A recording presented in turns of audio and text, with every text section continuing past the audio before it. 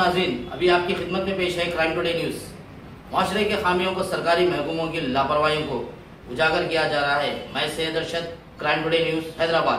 मजलिस बचाओ तहरीक के साबिका कॉर्पोरेटर अमजदुल्ला खान खालिद ने मीडिया से बात करते हुए कहा कि आज के फैसले से वो खुश भी है और नाखुश भी। खुश इसलिए कि 10 लोगों को बाइज्जत बरी कर दिया गया है और नाराज इसलिए कि 4 लोगों को सजा हुई है। अमजदुल्ला खान खालिद ने संगीन इल्जाम लगाते हुए कहा कि उस वक्त के पुलिस कमिश्नर AK खान और M श्रीनिवास के अलावा दीगर पुलिस वाले उस वक्त की हुकूमत कांग्रेस के दबाव में आकर इन मासूमों पर जुल्म किया और जब कोर्ट में ये साबित नहीं कर सके, ये वजह से कोर्ट ने इनको बाइज्जत बरी किया। मजीद अमजदुल्ला खान खालिद ने बताया कि ये हाई कोर्ट में अपील करेंगे और फिर से इन्वेस्टिगेशन करने की गुहार लगाएंगे, क्योंकि पुलिस का जो असली रूप है वो सामने आ जाए और ये पता चले कि AK खान किसके इशारे पे काम कर रहे थे। अब देखना है कि अमजदुल्ला खान खालिद की इस बातों पर कितना असर होगा। मोहम्मद अतीक, शहबाज बाबा के साथ मैं शेख रहमत Ali, crime today news, Hyderabad.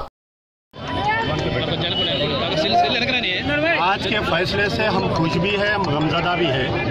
ये केस में शुरू दिन से फ्रॉम द डे 1 नाइंसाफ़ी होते रही है केस में, और उस वक़्त के जो पुलिस कमिश्नर AK खान थे, ये पूरा केस जो ख़राब करे उनकी बदौलत ये केस ख़राब हुआ। और क्योंकि ये केस में 10 आदमी को बाइज्जत बरी करे और 4 आदमी के ऊपर 10 साल की सज़ा गिराए।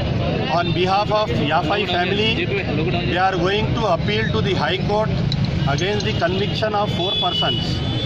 But ये जब कांग्रेस गवर्नमेंट थी, कांग्रेस गवर्नमेंट के अंडर प्रेशर में जो नाजायज़ बेगुनाह लोगों को जो 6-7 साल जो जेल में रखे, उस वक़्त के जो इन्वेस्टिगेशन ऑफिसर थे, उस वक़्त के जो कमिश्नर ऑफ पुलिस थे AK खान, उनका क्या रोल था इसके अंदर, इसके ऊपर इन्वेस्टिगेशन करना ज़रूरी है। उसके बाद में जो माडपट्टी श्रीनिवास राव जो ACP जो CCS के जो ACP थे, माडपट्टी श्रीनिवास राव, बाद में उन्होंने नईम नक्सलाइट केस में उनको फिर से अक्यूज़ बनाया गया। तो ये पूरा केस का फिर से इन्वेस्टिगेशन होना चाहिए। और जो इब्राहिम याफई का जो डेथ हुआ, वो क्लियरली वो किसकी गोली से वो मरा, क्योंकि उसके बॉडी में 2 बुलेट से उसमें, उसकी भी इन्वेस्टिगेशन होना।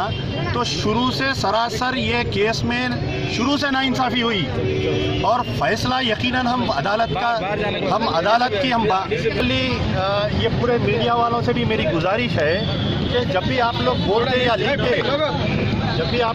या लिखते अकबरुद्दीन ओवैसी अटैक केस बोलते, actually this is not Akbaruddin Owaisi attack case, this is Mohammed Pahelwan versus Akbaruddin Owaisi commotion case है।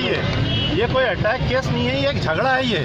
तो उसके लिए मैं मीडिया वालों से भी गुजारिश करता हूँ कि this is not Akbaruddin Owaisi attack case लिखते।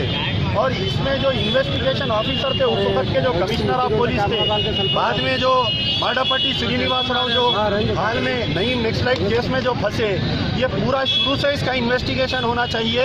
और जो शुरू से नाइंसाफ़ी हुई, जो लोग इस पार्ट पे नहीं थे, जो लोग कॉलेज में उस वक्त में थे, स्कूल में थे, वैसे मासूम बच्चों को केस में डाले, 6 साल तक वो बच्चों को जेल में रखे, उनकी पूरी फैमिली को परेशान करके रखे।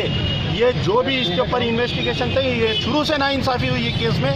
फिर भी हम अदालत के फैसले को सलाम करते हैं कि 10 आदमी को बाइज्जत बरी करे, बहुत बड़ा फैसला है हमारे लिए।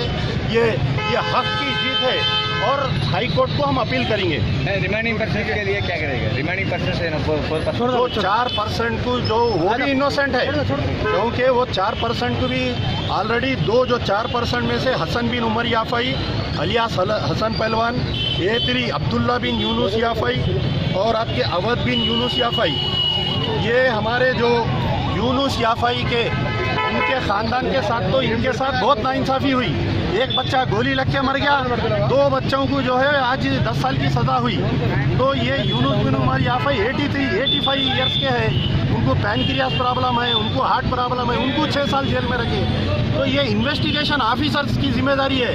उस वक्त जो AK खान जो कमिश्नर ऑफ पुलिस थे, जो पूरी हिस्टोरी लिखे उनके खिलाफ में क्या हुकूमत, अब मौजूदा जो हुकूमत है क्या कार्रवाई करेंगी।